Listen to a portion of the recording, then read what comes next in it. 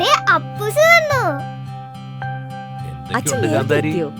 വിശേഷങ്ങളൊക്കെ പിന്നെ പറയാം. ഇപ്പൊ അച്ഛന് നല്ല വിശപ്പ്. പിന്നെ വായിക്ക് രുചിയുള്ളത് വല്ലതും വേണം. അപ്പൊ പിന്നെ കാന്താരി ബർത്ത്ഡേ വിശേഷങ്ങളൊക്കെ പറഞ്ഞു. ഇതെങ്ങനെയുണ്ട് അപ്പൂസേ? ഇതോ? അത് നന്നായി. കാലത്തിന്റെ ഒരു മാറ്റങ്ങളെ ഇപ്പോഴത്തെ ആഘോഷങ്ങളെല്ലാം സെൽഫി എടുക്കാനും ഫോട്ടോ ഷെയർ ചെയ്യാനും മാത്രമുള്ളതായി. അല്ല, എല്ലായിടത്തും ഇതൊക്കെ തന്നെയാണ് അവസ്ഥ. ഞങ്ങളുടെയൊക്കെ കുട്ടിക്കാലത്ത് എന്തായിരുന്നു ആഘോഷം? ബന്ധുക്കളും സുഹൃത്തുക്കളും തറവാട്ടി കൂടിയ പിന്നെ തക്കിട തരികിട മേളമല്ലേ.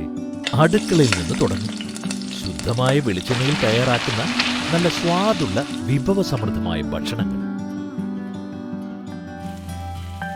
എത്രയൊക്കെ കാലം മാറിയാലും ആഹാരത്തിന്റെ കാര്യത്തിൽ നമ്മൾ മലയാളികൾ എവിടെ പോയാലും തിരയുന്ന ഒരു കാര്യമുണ്ട്. തനി നാടൻ സ്വാദ് എങ്കിൽ ഹാപ്പി.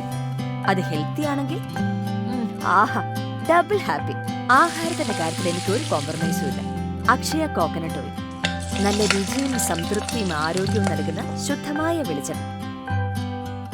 അതേ സ്വാദ്, അതേ ഗന്ധം. അച്ഛാ, എങ്ങനെയുണ്ട്? പഴയ ഓർമ്മകൾക്ക് നിറം പകർന്നതുപോലെ. അച്ഛാ, അന്നും ഇന്നും മാറാത്തായിട്ട് ഒന്നുണ്ട്. അക്ഷയ വെളിച്ചെണ്ണ. പാരമ്പര്യവും പരിശുദ്ധിയും ഗുണമേന്മയും 100% ഉറപ്പു നൽകുന്നു. Akshaya coconut oil. കഴിക്കാൻ ഇനി ഒട്ടും പേടി വേണ്ട.